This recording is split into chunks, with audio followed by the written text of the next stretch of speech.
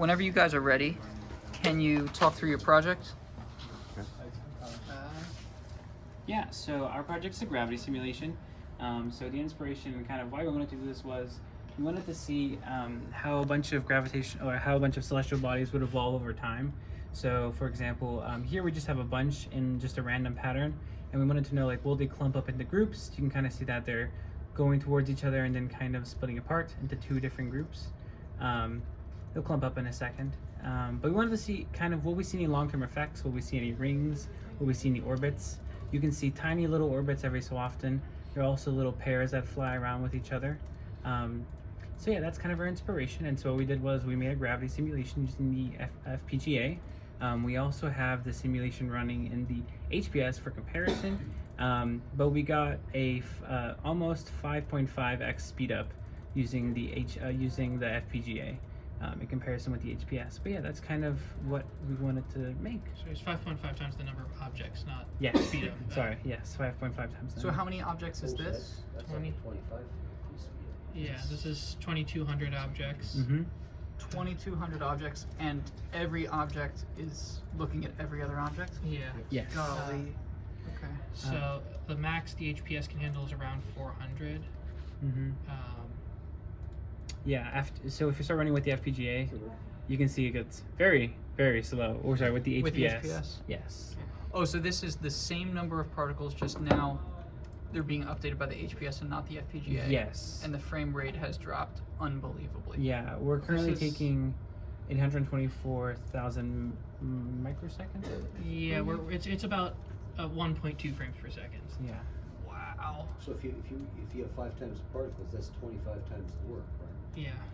Golly. Can you switch it back to the FPGA? Yep. Yep. So it's still great. There we go. Ah, there we go. As you can see, everything gets really slow. Even the mouse cursor. Wow. We should have moved the mouse cursor onto a separate thread. Oh well. I guess I should talk about the computation now. So at a high level, of course, the main job of the FPGA is to calculate the acceleration. The way this works is that the HPS sends down the position values of mass down to the FPGA. And in order we need every point to be calculated against every other point in order to do gravity sim. And what we did is we came up with something we call it the neighborhood algorithm. So there's one long list with what we call visitors, which is every single point. There's another long list with neighborhoods, and neighborhoods are groups of so many other points.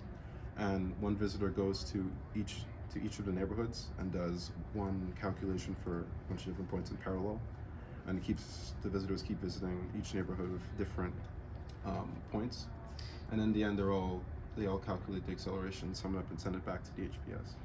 And so because we have 4 groups of neighborhoods, we basically cut the entire group of points into into quarters, sorry.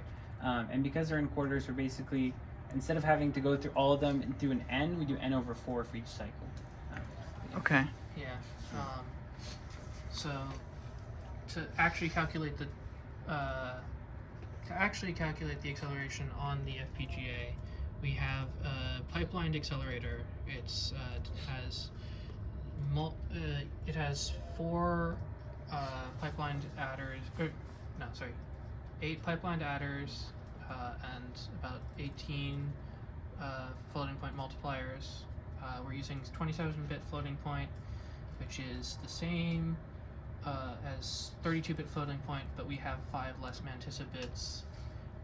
Most of the floating point adder and floating point multiplier work was done by previous group in this class, and Bruce has also improved the floating point inverse square root algorithm, which we use as well. The floating point inverse square root consists of just some multipliers and adders, so they were added to those totals from before.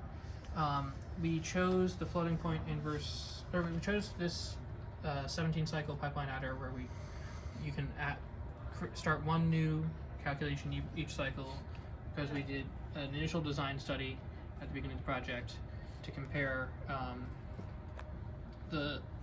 we estimated the area usage and figured out what would likely be the limiting factor, which we figured out was going to be probably DSPs, which are used in the floating point multiplies. So we and the other options we had were a 7 cycle iteration latency pipelined solver and a serial solver, which would use the fewest pieces of hardware, but we would run out of ALMs before we would actually match the pipeline solver's Okay. speed. Basically, the throughputs were like comparable approximately, but slightly lower for the other ones. They got like three calculations per cycle compared to the 4 calculations per cycle we got with the design we finally decided on. We also made a sacrifice later in the design process where we initially were doing an n/2 calculation where we would update both the acceleration for both points in a pair, Mm-hmm. but the method for cycling through each pair of points was much more complicated than the algorithm we eventually decided on using in this part. Wow. And then We have the visual part here, so we have a different UI in order to use it. You can reset, obviously. You can speed up the simulation or slow it down. There's also a pause option. You can switch between going through the HPS and the FPGA. It's much faster on the FPGA. And we also have a bunch of different maps. There's also a way to see the path of every particle, if you want to show that, which can look cool at times. Man. It's like worms, but you know. so yeah, you can see some of the orbital paths, kind of the.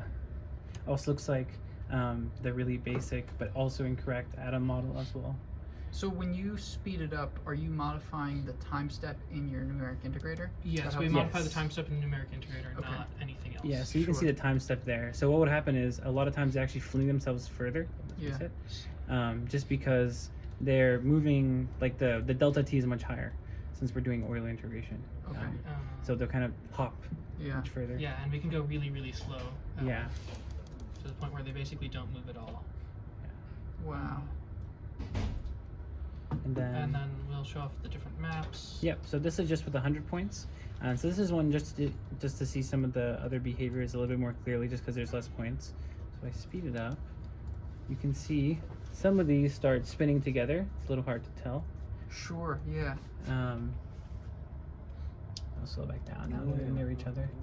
There's some pairs that go together, like that little pair right there. Right. Yes. And then we're also color coding our points. So the bluer colors are the ones that are lighter, whereas the ones that are more bright are heavier. So there's another 2 points that are flying together as a pair. So we're about to, yeah, they kind of tore that one apart. Yeah. Yep. Then we also have another map. So this is a map of almost sort of our solar system. So we have a really heavy point that isn't being shown because it's super heavy in the middle. And we have some other orbiting bodies around. Should be one around here. That's brown. Oh, there it is, or reddish. I'm colorblind. Okay. But we tried to have it orbit a central point as if it was our solar system, with all these other points just being asteroids that are just floating around. And if we speed it up, we're interested to see. You can see some of those asteroids are flowing around, as this is the super massive point. Okay. And you can see this guy is just orbiting that guy, but he's getting flung around a little because of the delta T. And then we have this really cool map, which is a spiral. Wow. So you can see how it looks like if it's collapsing in on itself, with those blue points basically being asteroids and the other ones being much heavier. Looks like it has a 3D effect too. That's so Yeah, so we can also do like that. cool. Mhm.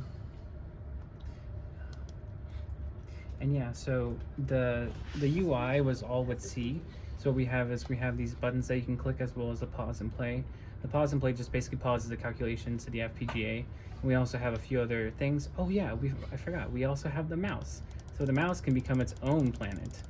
So now we have a supermassive mouse of 83 mass. So you can see that near the mouse, some of the objects are kind of flipping around. It's kind of hard. Yeah, you they're can- starting to aggregate around. You're better off doing it on a Yeah, map that smaller has- maps. Yeah, so if you go to the map with only like 100 points, Yeah, and you make a very massive object, yeah. um, You can see that, and then if we just speed it up a little bit, because then it'll be a little faster. See that? Oh, let's see. Yeah. They're slowly getting drawn together. You're orbiting. Yeah. Oh, that's so cool. That's Wow. a cool UI feature. So yeah, the mouse becomes. Oh, that's. Louis. The mouse becomes a planet. And then yeah, we can toggle on and off the FPGA. So now we're on the HPS, and you can see that the speed is the same at 100 bodies because that's underneath the maximum 465. And then whenever we enable the mouse, and now we're back to the FPGA, you can see that tells us, tells us the mass as well as if it's enabled. Yeah. And then we also have the time of the frame, so that's how many microseconds it's taking per frame. Okay. And then if we're erasing, you can see that we have a little toggle. It just lets you. I mean, you're gonna see that you're not erasing, But when you're going really slow, you might not. Yeah. It's obvious. Yeah. as Or well when as, you're paused, you Yep. can it also updates when you're paused. yeah, you can just leave it like that. Wow. As well as number of bodies and time step. But yeah, then you can see it just all spiral. Oh, double clicked. There we go. But yeah. Wait, can I see the solar system one listed? Mm-hmm. I think you can slowly see like how. Yeah, you can see. Yeah, that's a good point. Yeah, you can see these guys orbiting around. Yeah. at Right. such a point. Yeah. I'm kind of erasing them with the cursor, so I'm gonna get out of the way. But yeah, you can see them slowly going in that orbit, and then there should be one on the outside also going Yeah, through you that see the orbit as blue well. one over there. Yes. Yeah. See if it's starting to- Yeah, there's one there. Yeah. So, but yeah. Wow. This is the largest real-time and body simulation I've ever seen. By a lot. Yeah. It's very impressive. Cool. Thank you A lot of guys. the live features you have too. It's kind of. That's amazing. Yeah. Yeah. Very nice.